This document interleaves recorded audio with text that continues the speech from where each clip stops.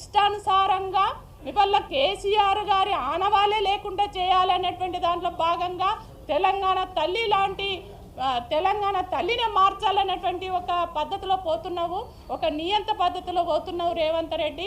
ఖచ్చితంగా ఆ మూల్యం నువ్వు చెల్లించుకోక తప్పదు.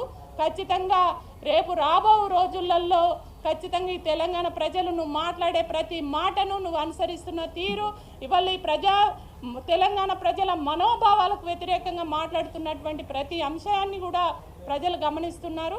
కాబట్టి ఖచ్చితంగా నువ్వు చేస్తున్నటువంటి దాన్ని ఖచ్చితంగా మేము ఎప్పటికప్పుడు ఎండగడతాం. ఖచ్చితంగా నీ అరెస్టులకు, దెబ్బలకు, నీ బెదిరింపులకు ఎవరిక్కడ భయపడరు. ఖచ్చితంగా నిన్ను పోనీయం బిడ్డ, మేము నిద్రపోము, నిన్ను నిద్రపోనీయం అని చెప్పేసి ఈ సందర్భంగా హెచ్చరిస్తాం.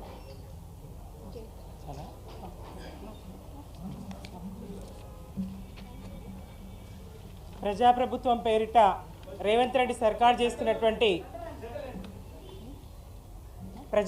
ప్రభుత్వం పేరిట రేవంత్ రెడ్డి గవర్నమెంట్ చేస్తున్నటువంటి ఈ అరాచకాలు మరి ఇవాళ పోలీసు అరాచకాలుగా మేము భావించడం లేదు.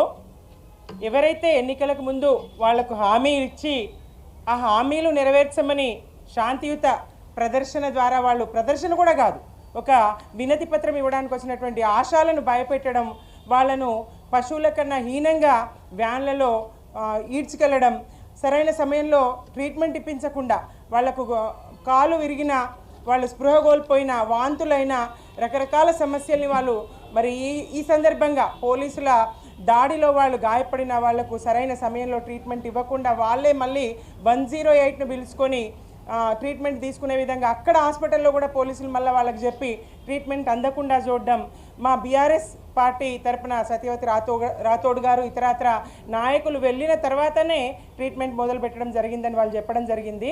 ఇది